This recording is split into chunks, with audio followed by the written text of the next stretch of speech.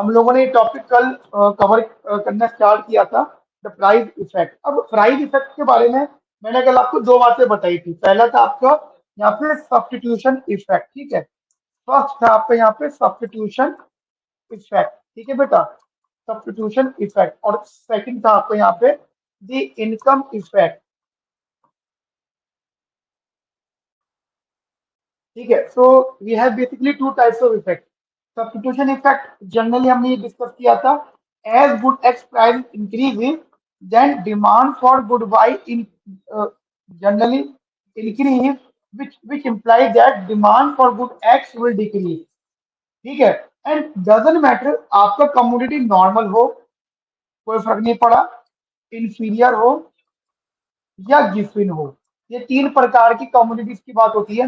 हर जगह जो आपका सब्स्टिट्यूशन इफेक्ट होता है वह आपका नेगेटिव होता है। इस बात को आप दिमाग में रखना, जो आपका सब्स्टिट्यूशन इफेक्ट होता है वो आपका नेगेटिव होता है, ठीक है जी, ठीक है। चलो, एंड आफ्टर दैट ये निकलेगा तो नहीं, और कुछ बटन तो नहीं दबता इससे? हाँ, बहुत ज्यादा पुश करना पड़ेगा, ठीक है। अच्छा, एक होता है income fact, when any commodity price increase, किसी भी कमोडिटी के अगर प्राइस बढ़ते हैं, राइट, बढ़ते हैं, तो जनरली हमें ये दिखता है कि जो रियल इनकम होती है ना, ये शॉर्ट रिवीजन कर रहा हूँ, रियल इनकम जो होती है कंज्यूमर की, वो डिक्रीज होने लग जाती है, जिसकी वजह से डिमांड, अब देखो यहाँ पे गेम है, डिमांड फॉर नॉर्मल गुड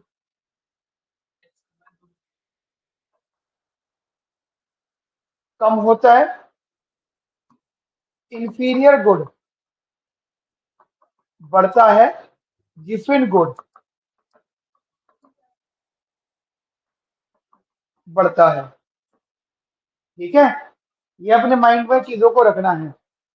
एक बात बहुत ज्यादा ध्यान रखना, जो मैं आपको पोर्टल पे दे रहा हूँ, जो मैं आपको पोर्टल पे दे रहा हूँ, वो आपकी नॉलेज बिल्डअप करेगा। प्लीज प्लीज एंड प्लीज मेरी रिक्वेस्ट है, डोंट एक्सपेक्ट कि सिर्फ जो पोर्टल पे है वो क्लास में कब करवाओगे। नहीं, ऐसा कभी हो सकता है, क्योंकि क्लास का प्रोग्राम अलग है, क्लास के लिए मेरी प्रोग्रामिंग अलग है, और जो पोर्टल की प्रोग्रामिंग मेरी अलग है। पोर्टल पे मैंने सोचा हुआ कि मैं, अरे पोर्टल पे तो दुनिया भर का कंटेंट डालूंगा। पोर्टल पे तुम कोशिश करना एज मैक्सिमम पॉसिबल, जितना तुमसे हो सकता है। अभी तो तुम करते जाओ करते जाओ करते जाओगे, आखिरी टाइम में शायद तुम्हारा थोड़ा डाउन हो जाए, कोई दिक्कत नहीं। लेकिन live class is a different thing, ठीक है। तो दिमाग में ये चीज रखना, क्योंकि ऐसा होता है कि कभी कभी बच्चों को होता क्या है, मैं बता देता हूँ। जैसे तुम पोर्टल पर देख रहे हो, तो पोर्टल पे मैंने टॉपिक को सॉल्व कर दिया, तुम्हारा शायद वहां पर डाउट आ गया, तो उसका सोल्यूशन है कि तुम मुझसे डाउट पूछ लो। But some student basically waiting are, कि वो सोचते हैं कि ये अभी होगा, कभी होगा, कैसे हो जाएगा, कैसे हो जाएगा, क्योंकि वो इतना सारा है, और वो मुझे कई साल लगे रिकॉर्ड करने में। वो सालों की प्रिपरेशन थोड़ी है, 6 महीने की प्रिपरेशन है, ठीक है, दिमाग में रखना। ये बहुत डिटेल मैंने वहां पे दे रखा है, इस प्रकार से मैंने वहां पे नहीं दे रखा, तो ये यहाँ बता दिया मैंने आपको, ठीक है। ये हो जाता है। अच्छा, जब तुम इनके कंबाइंड इफेक्ट की बात करोगे, ठीक है, तो कंबाइंड इफेक्ट के हिसाब से कंबाइंड इफेक्ट ऐसे ही लिख लेते, जैसे कल लिखा था अपन लोगों ने, कि नॉर्मल गुड, जैसे कल बताया था मैंने, सेम नॉर्मल गुड्स, ठीक है, नॉर्मल गुड्स, इंफीरियर गुड्स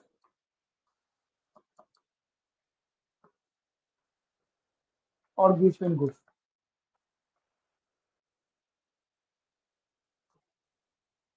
ठीक है। नॉर्मल गुड, इंफीरियर गुड और गिफ्ट गुड, यहाँ का सब्स्टिट्यूशन इफेक्ट, यहाँ का इनकम इफेक्ट और यहाँ का प्राइस इफेक्ट, ठीक है। ये नेगेटिव, ये नेगेटिव, ये नेगेटिव, ये नेगेटिव, ये पॉजिटिव, ये पॉजिटिव, ये नेगेटिव, ये नेगेटिव, ये पॉजिटिव, ठीक है। ये चीज थोड़ी सी, ये मैंने कल, जिस इनका पॉजिटिव आता है, पॉजिटिव इनकम इफेक्ट, ठीक है। मतलब अपन लोग ये बोलते हैं कि प्राइस इफेक्ट जो होता है, मतलब यहाँ पे income effect is more than substitution effect. इसका मतलब ये हो गया, मैं जितने भी डिसीजन लूंगा, अपने आप को अमीर गरीब सोच के डिसीजन लूंगा। लेकिन जब तुम सब्स्टिट्यूशन की बात कर रहे हो, there is no any type of अमीर गरीब। ये ह्यूमन बिहेवियर है यार। मुकेश अंबानी ने प्री वेडिंग की दावत दी, है ना? कहाँ दी थी? है, जामनगर में दी। ठीक है, इटली में क्यों नहीं दी? है ना? अच्छा, शायद उनने क्रूज पे वो कर रहा है, वो प्री वेडिंग टू शायद, है ना? 2.0 चल रहा है जी। मेरा कहने का मतलब ये है कि हमें लग रहा है कि अभी वो कितना सारा खर्चा कर रहा है, हमें तो लग रहा है, पर प्रैक्टिकली वो भी ये सब कुछ सोच रहा होगा। प्रैक्टिकली वो भी ये सब कुछ सोच रहा होगा ना। भाई वो ऐसे लोगों को क्यों नहीं बुला रहा जो बहुत ही ज्यादा पैसे लेंगे? उन लोगों को बुला रहा जो जो जितना लेंगे उसके बजट में आ रहा है। Substitution effect is same for all type of people, doesn't matter who is rich and who is poor. ये बात क्लियर हो गई? अच्छा, अब अपन लोगों को आगे बात करनी है। अब यहाँ पे ना सीधे सीधे न्यूमेरिकल चलेंगे। देखो सिंपल सा है, we have an utility function, मान लो एक्स और वाई। हाँ, एक मिनट बेटा होल्ड करना।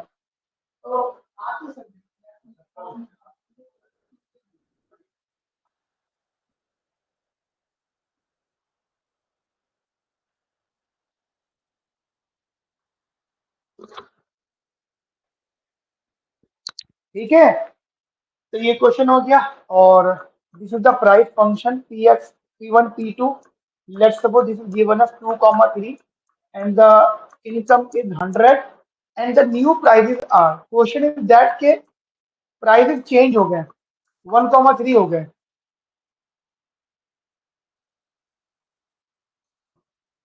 प्राइजेस जो है वो कितने हो गए बेटा? 1,3। ठीक है, प्राइजेस जो है 1,3 हो गए।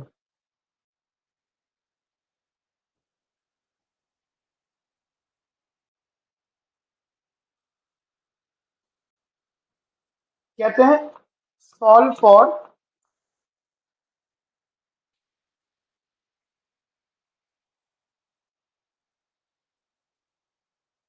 Substitution effect, income effect and price effect.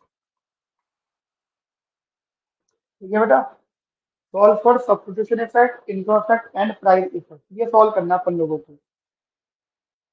चलिए करें। मैंने आपको एक कल फॉर्मूला बताया था, एक आपको छोटा सा कंसेप्ट समझाया था, अगर आपको याद हो तो। कि वो ये था, हम तीन स्टेप लेके चलेंगे। पहले हम निकालेंगे X which is function of P one P two और एम, और एक होगा X dash which is function of P one dash P two और एम डैश, और एक होगा X double dash P one dash P two और M. ठीक है बेटा, ये बेसिकली तीन प्रकार के फंक्शन होंगे अपने पास। ठीक है, अब जनरल सी बात यह है कि अगर तुम एक्स डैश में से माइनस कर दो X P one P two और M, so that is known as your substitution effect. ठीक है, that is your substitution effect.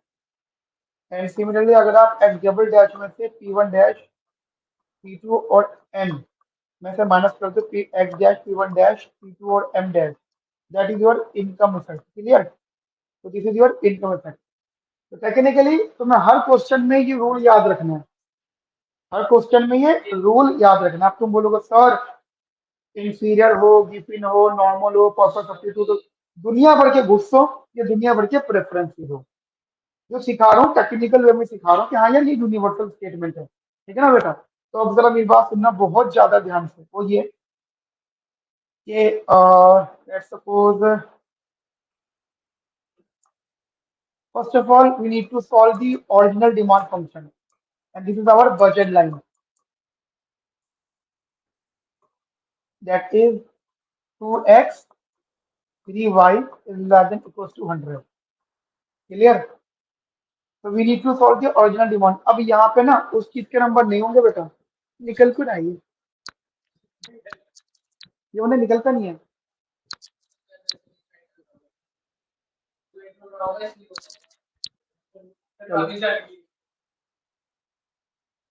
You is equal to X Y. ठीक है, अब we need to solve the original demand function. मुझे आप लोग बता सकते हो आंसर क्या होगा इसका?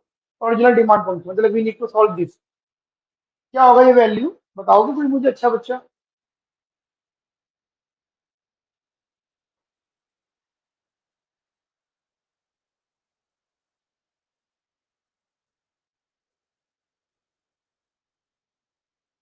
नालायक को कॉपी के पेज पर रख लो।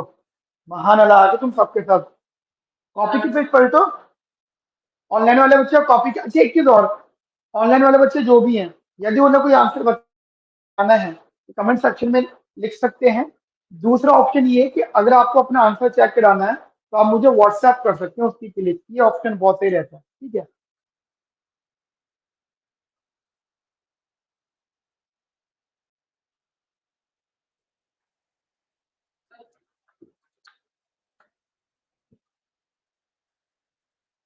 Anyone else?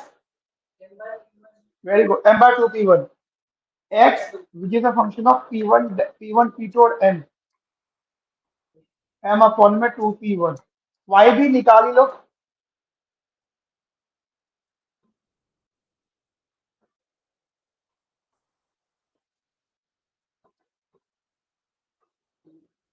ठीक है, ये वैल्यू आ गई। अब अपन लोग ये कहते हैं ये तो हमारा ओरिजिनल डिमांड फंक्शन आ गया, मान लो दिस, ये हमारा ये वाला आ गया। अब हम निकालना X dash. Now we need to solve the X dash. अब हमें चाहिए X dash which is a function of p1 dash p2 और m डैश। देखो, हमारा जनरल प्रेफरेंस है, उसका आंसर वही रहेगा। हमारा जनरल प्रेफरेंस है ना, वेरी बिहेव प्रेफरेंस, तो इसका आंसर अभी भी यही रहेगा। तो अब बस जो जो जगहें हैं वहां पे प्लेसमेंट अलग अलग हो जाएंगी। जैसे एक्स डैश है तो ये एम डैश अपन में 2p1 डैश। अब तुम बोलोगे अच्छा एक चीज और, यहाँ पे एम की वैल्यू रख दो 100, 2 रख दिया 4, तो 50/2 25 है ना। ठीक है, 25 आ गया। वाई पूछा किसी ने भी नहीं है, बट फिर भी मैं सॉल्व कर देता हूँ आपके लिए। 100 अपॉन में 2 × 3, तो ये आ गया 100 अपॉन में 6, 50 अपॉन में 3। ठीक है,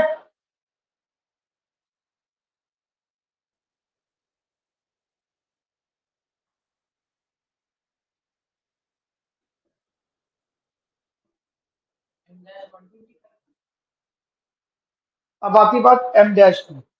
एम डैश का मतलब क्या होता है? जनरली तुम ये सोचना कि जब कमोडिटी का प्राइस कम हो गया तो मेरी इनकम, न्यू मतलब न्यू इनकम कितनी होगी, गिवन दैट इनकम चेंज नहीं हुई है, बट न्यू इनकम कौन सी वाली, जो मेरी परचेजिंग पावर चेंज हुई है। एम डैश का फॉर्मूला होता है original income plus change in income, that is known as purchasing power. कभी पेपर में पूछ लेंगे कि परचेजिंग पावर बताओ। ठीक है, देयर इज अ पॉसिबिलिटी कि वो आप किससे पूछ सकते हैं कि भैया परचेजिंग पावर बताओ। ठीक है, तो अब क्या एम डेल एम का फॉर्मूला क्या होता है, that is change in price of good x into original demand. तो प्राइस कितना था पहले, 2 था, 1 हो गया, तो 1 में से 2 गया तो -1, मतलब कम हुआ है ना। और डिमांड कितनी थी 25, तो ये हो गया आपका -25। तो what is your M dash, 100 -25 that equals to 75। बताओ कोई दिक्कत किसी भी बात में? बेटा प्राइस पहले कितना था, 2, अब 1, तो चेंज इन प्राइस होता है ना, न्यू माइनस का ओल्ड। बताओ कोई दिक्कत किसी बात में भी?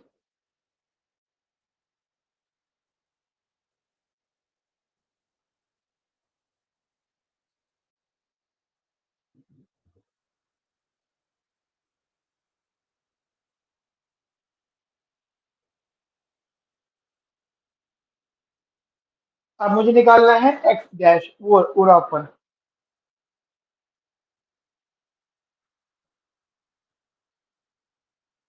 चलो यहाँ लिख देता हूँ, x dash p1 dash p2 और m डैश। ठीक है, तो कितना आ गया है, ये 75 अपॉन में 2 इंटू p1 डैश कितना है 1, नया प्राइस तो 1 है ना, तो ये होगा 37.5। What about x dash?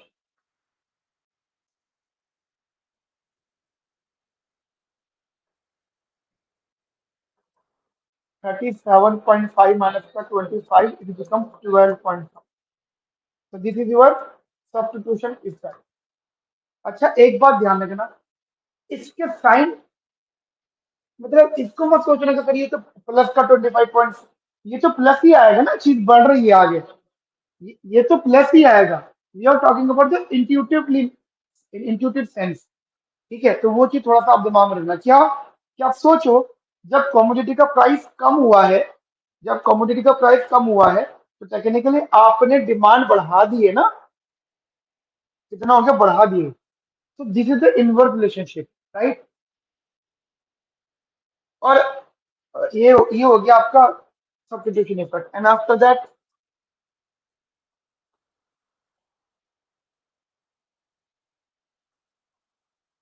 ठीक है, अब हम बात करते हैं एक्स डबल डैश की, P1 डैश, P2 और M, that is M upon में 2P1 डैश। तो ये हो गया 100 अपॉन में 2 into 1, इट इज 50। ठीक है, तो ये हो गया x double dash P1 dash और M minus x single dash P1 dash P2 और M डैश 50 माइनस का 37.5, दैट इज 12.5। ठीक है,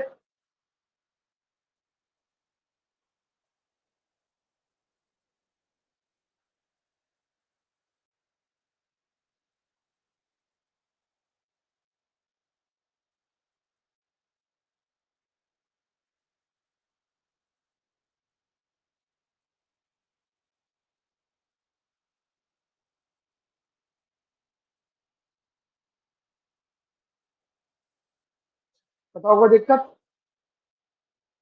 हाँ बेटा। तो ये हो गया आपका इनकम इफेक्ट। तो आप दोनों को सम अप कर दो, income effect plus substitution effect. ठीक है, सब्स्टिट्यूशन इफेक्ट प्लस का income effect, that is equal to what, क्या बन गया ये, 12.5 plus 12.5 is equal to 25। So this is your price effect. ठीक है, कोई डाउट।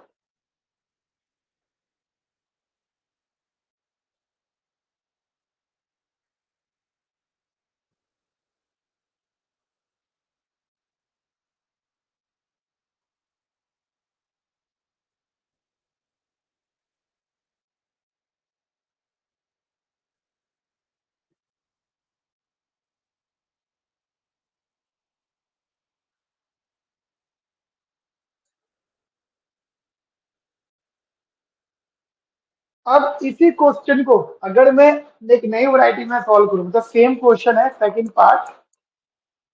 देखो पहला वाला जो पार्ट था ना, तुम खुद सोचो, तुमने पहले वाले पार्ट में एक्स का जो डिमांड फंक्शन है वो इनकम का फंक्शन है। तो दिस इज दिस, इसको हम बोलेंगे स्लर्च की। क्या बोलेंगे इसे हम लोग,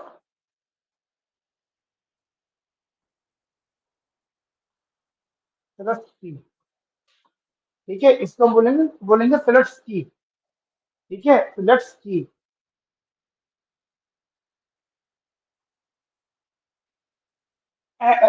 यशस्वी, बेटा एम डैश रियल इनकम जो आई है ना, देखो जो डेल एम है वो परचेजिंग पावर है, और जो एम डैश है उसको हम बोलेंगे रियल इनकम। ठीक है, यशस्वी ने सही बोला है। देखो ये जो एम डैश आया है, बदल के बात कर लेते हैं, ये जो एम डैश आया, दैट इज रियल इनकम। ये जो एम डैश आया है, इसको हम बोलेंगे रियल इनकम। ठीक है, that is known as real income. कोई दिक्कत किसी बच्चे को भी किसी बात में भी, रियल इनकम।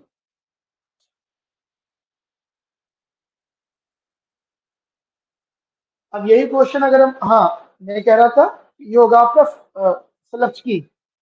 अब दूसरा वाला होगा solve for substitution effect, income effect and price effect in Hicks. ठीक है,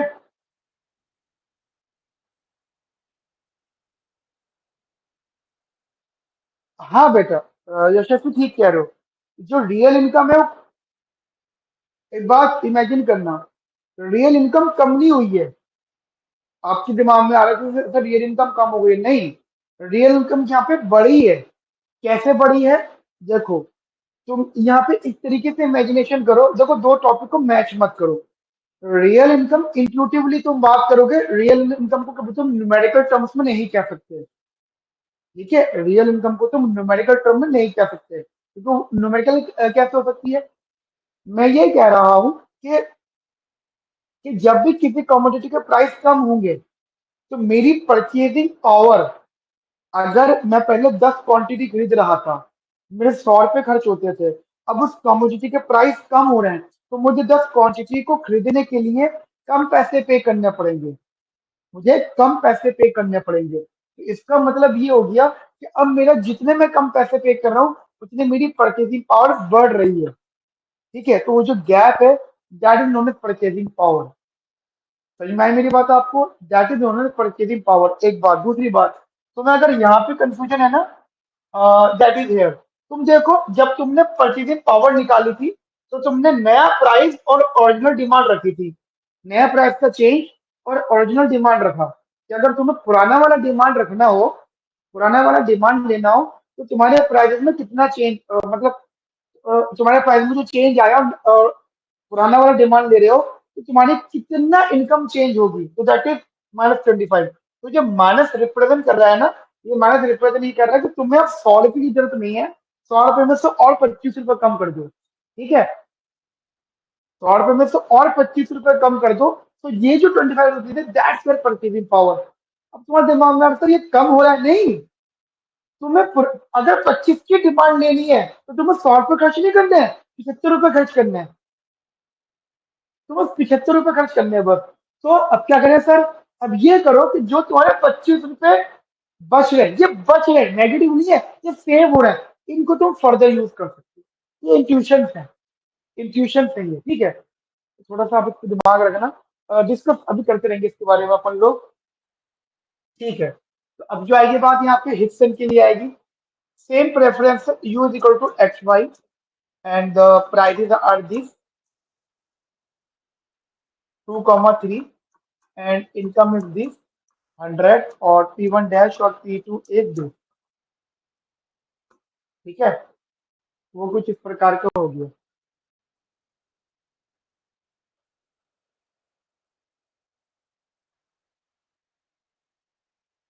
अब सबसे पहले हम लोग इनिशियल डिमांड निकालेंगे, P1 dash, P sorry sorry sorry sorry,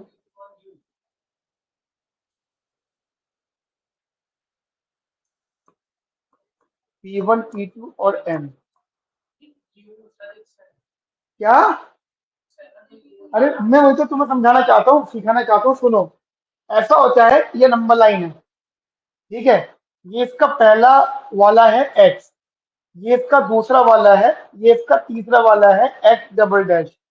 एक नंबर लाइन और है, ये x है ओरिजिनल वाला, ये x डबल डैश है, ये स्लचकी वाला है, और ये हिक्स वाला है।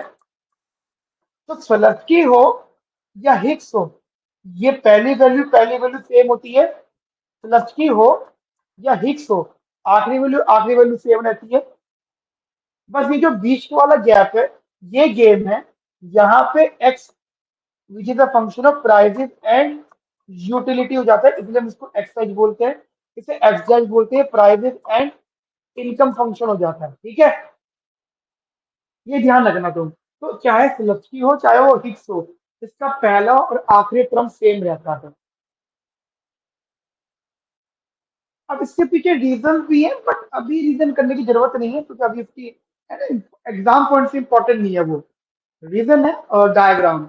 डायग्राम में देखो, मैं आपको जनरली बताऊं तो ऐसा होता है, यहाँ पे आपकी एक ऐसे डायग्राम बनते हैं, मतलब दो बजलाइन बनती है। ठीक है, बट यहाँ पे एक ही यूटिलिटी बनता है, आई आईसी। यहाँ पे दो आईसी बनते हैं, IC1 और IC2, पर यहाँ पे आपका एक ही आईसी बनता है, जिसका एक ऑप्टिमम यहाँ मिलता है और एक ऑप्टिमम आपको यहाँ मिलता है। तो डायग्राम में ना तुम फंस जाओगे, सीखने को उसको सीख, हाँ। दूसरी बात, तुमको तो नहीं सर हमको सीखना डायग्राम, तो डायग्राम मैंने आपको वो कॉन्सेप्ट में सिखाया है। ठीक है, वो नॉलेज आपको देगा, वहां से जरूर सीख लेना आप लोग। राइट, चलो, तो ये आपका सेम आंसर आएगा। आप बोलोगे सर ये पहला वाला ही है, हाँ ये पहला वाला है। तो जब हम इनिशियल निकाल रहे हैं तो ये वैल्यू कितनी थी हमारी 25, वाई की वैल्यू कितनी थी 50/3। नाउ अब हम चाहते हैं अपना indirect utility function.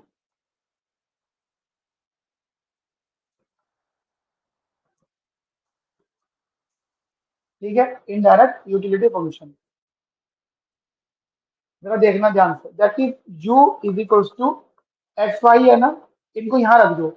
25 multiply by 50/3, तो ये हो गया 25/3, 625, 12 कितना हो गया 1250/3। ठीक है, 1250/3। So this is your U bar, this is your U बार।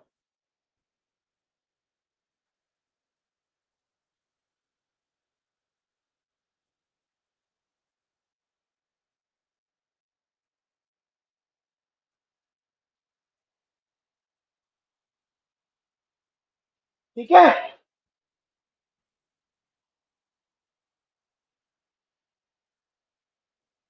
अब ये हो गया। Now after change in price,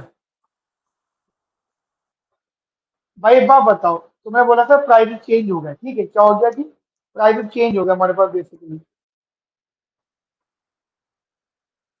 तो ओल्ड प्राइस थे P1/P2, अब आपका जो न्यू प्राइस रेशियो आया, new price ratio, that is P1 dash upon में P2। एक बात मैं आपको बताना चाहता हूँ, जो आपने ये वाला जो आंसर निकाला था ना, ये भी आपने एक मेथड से निकाला था, that is MRS equals to price ratio. वो तो मैंने तुमसे सॉल्व नहीं करवाया क्योंकि वो अंडरस्टूड है, बट पुरानी बातें तो तुम्हें याद होंगी। इसको भी हमने इसी मेथड से सॉल्व करा होगा। ठीक है, MRS equals to price ratio. ठीक है, ये भी हमने इन्हीं वैल्यूज के बेसिस पे निकाला होगा, MRS equals to price ratio. तो यहाँ पर भी मैं वही रखूंगा। आप बोलोगे सर ऐसा क्यों, वो ऐसा इस वजह से, देखो इसका डायग्राम बताऊंगा मैं तुम्हें, इसका डायग्राम सिखाऊंगा, देखो सुनो। ऐसा था, ये एक्स है, ये वाई है, ये हमारा एक बजट लाइन हो गई, और यहाँ पे एक मेरा इंडिफरेंस करवा दिया आई से, राइट। अब हुआ ये कि प्राइस कम हो गया, जब प्राइस कम होगी तो बजट लाइन कैसी चीपर होगी, फ्लैटर होगी, फ्लैटर। तो वो जो बजट लाइन फ्लैटर हो रही है, तो वो किस प्रकार से फ्लैटर हो रही है, वो ऐसी फ्लैटर हो रही है बेटा कि वो इसको टेंजेंट करे। समझो मेरी बात को, क्या बोला मैंने, मैंने बोला एक तो मेरा ये वाला पॉइंट आ गया था, ये तो था आपको ओरिजिनल वाला, दिस इज योर एक्स, ये जो आया ना ये वाला पहला वाला, ये तो ये आ गया है ना। अब ये, अब तुम खुद सोचो, अब मेरी बजट लाइन यू आ गई, अब एक टेंजेंसी मुझे यहाँ मिली है, that is known as this this point X H. तो मैं, मेरी बात आपको नहीं है, ये बताओ पहले, इसे बोलेंगे हम लोग एक्स एच। ठीक है, इसे बोलेंगे अपन लोग एक्स एच। किसी भी प्रकार का डाउट है तो कमेंट सेक्शन में बता सकते हैं, कमेंट सेक्शन मैंने ओपन करा हुआ है। हाँ, एक बात अच्छी नहीं होगी यदि आप ये कहते हो कि सर हमारे लिए इजी है बोलना राजा दल लिखना, मतलब लिखने की जहमत नहीं करनी, तो वो गलत बात है। आप लिख सकते हो, बोलने में मैंने अपने सॉफ्टवेयर में भी बोलने वाला ऑप्शन जो जूम में होता है, जूम में बोलने का ऑप्शन होता है, बट जूम में दिक्कत क्या हो जाती है, आप जो क्लास ली है वो ऑटोमेटिकली पोर्टल पर नहीं आएगी, बट मेरे पोर्टल से ऑटोमेटिकली पोर्टल पे आ जाएगी। थोड़ी बहुत तो नेगेटिविटी फेस करनी पड़ेगी। If you have any doubt कहीं पर भी तुम लिख सकते हो। मुझे पता था सर ये न्यू टेंजेंसी है एक्स। हाँ बेटा, हाँ, हाँ अंकित, हाँ बिल्कुल, हाँ ये जो है ना ये न्यू टेंजेंसी ये वाला पॉइंट है। अब ये जो देखो ये था अपना M R S is equal to P1/P2, ये है अपना M R S is equal to P1 dash by P2। फर्क समझ में आ गया। हाँ, एक आईपी पे दो टेंडेंसी आ रही है, यही इसी को हिट्स कहते हैं, इसी को हिट्स बोलते हैं। तभी तो तुम यू बार, अब देखो ये आया 1250/3, तो ये जो इंडिफरेंस कर्व बना है ना, दैट प्रोवाइड 1250/3 यूटिलिटी। ठीक है, ये आपको 1250/3 का यूटिलिटी प्रोवाइड करेगा। समझ में आई गंधर्व मेरी बात आपको? बेटा आपको, है ना? तो एक तो बात हो गई ये वाली।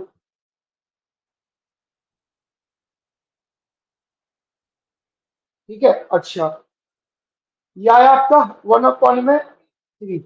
अब मैं क्या बोलूंगा जी, टेंजेंसी। तो टेंजेंसी के लिए क्या करोगे आप? MRS equals to 1/3। What is the MRS of the question? इसका MRS कितना होगा? It is y/x, it is 1/3। मैं बताया क्या, मैं इसको सॉल्व ही कर रहा हूं। मैंने क्या बोला है, तुमको डिमांड फंक्शन सॉल्व करने आने चाहिए, राइट? यदि आपने वो नहीं सीखा तो कुछ नहीं सीखा, डिमांड फंक्शन सॉल्व करने आने चाहिए। ये आ गया आपका y is equal to x/3। अब एक बार बताओ, ये वैल्यू आ गई y इक्वल टू x/3, इसे कहाँ प्लॉट कर दोगे? पुट दिस वैल्यू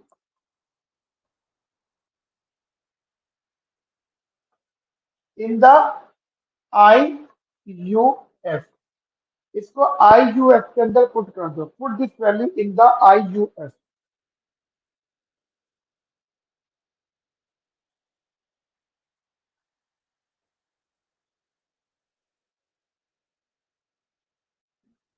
ठीक है,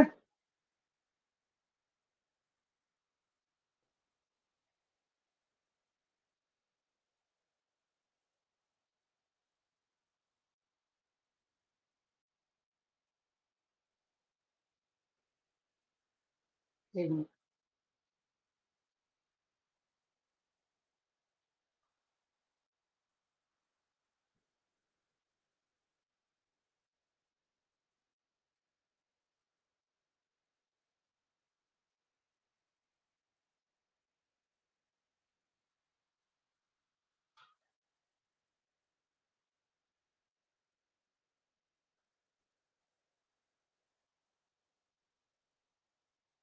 ठीक है बेटा, अब IUF क्या था?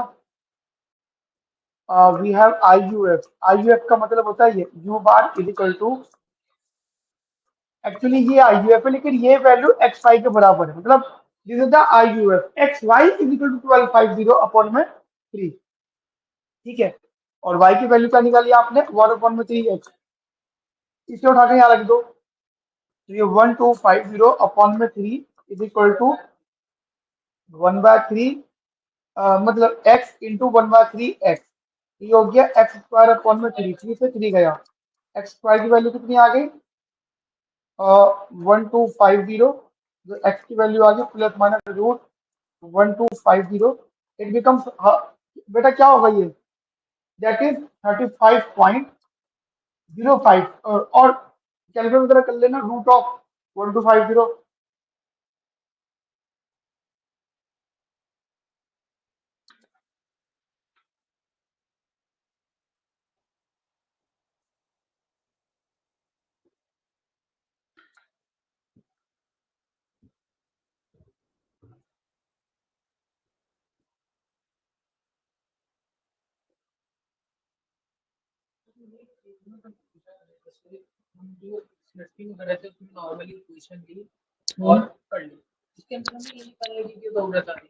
हर क्वेश्चन में अलग होगा नहीं, एक्चुअली ना हमें रिस्क डिमांड निकालना है। एक बात बताओ, छोटी सी बात कर रहा हूँ तुमसे, यहाँ पर भी तो हमने एक्स डैश लिखा है ना, तो ये लिखा है ना, यहाँ पे तो अंडरस्टूड है, बट यहाँ पे अंडरस्टूड नहीं है अपन लोगों को, यहाँ नहीं है, यहाँ निकालना पड़ेगा। देखो गंधर्व ने क्वेश्चन पूछा है, तुमको भी शायद डाउट आ सकता है कि सर हम ये क्यों कर रहे हैं, इसकी नीड क्या है? तो मैं आपको बता देता हूँ इसकी नीड क्या है। अभी मैंने यहाँ पे ये निकाला है, तो ये जो निकला है ये IUF की रेफरेंस से निकला है। तो फर्स्ट ऑफ ऑल ये एक्स एच हो गया, है ना? ये कौन सी डिमांड है? ये डिमांड है ये डिमांड है ये वाली, ये डिमांड है ये वाली। अब तुम बोलोगे सर इसकी नीड क्या है, मैं आपको बता देता हूँ। जब तुम स्लग की सॉल्व कर रहे थे तो तुम्हें मैंने क्या बोला था कि तुम्हें हम लोगों ने सीखा है, तुम्हें डिमांड फंक्शन आने चाहिए। तुमने ये लिख दिया और ये तुमने सबको लिख दिया था डायरेक्टली, तुमने ये भी लिखा था ना, तो इसको लिखते हुए तुम्हें कोई दिक्कत नहीं आई थी क्योंकि वो तो तुम्हें याद है। वो तो तुम अब तक करती आ रहे हो, बट इसको नहीं तुम्हें याद है, इसको तुम्हें सॉल्व करना पड़ेगा। इसको सॉल्व करने की जरूरत भी है। जैसे हमने लिख दिया ना एम में, मैं बता देता हूँ आगे चल के भैया हर क्वेश्चन में सॉल्व होगा, बट पहले वाले में नहीं हो कि तो वो इजी था। बट ये चीज हमेशा सॉल्व करनी पड़ेगी आपको, ठीक है, तो ये चीज थोड़ी सी दिमाग में रखना। तो ये आ गई एक्स एच। अब आपको क्या करना है बेटा, अब आपको एक्स एच या मतलब prices and U bar minus का एक्स, प्राइजेस एंड इनकम, ये 35.05 में से 25 माइनस कर दिया, it becomes 10.05। So this is Higgs substitution effect। बताओ कोई दिक्कत? This is Higgs substitution effect। Higgs substitution effect।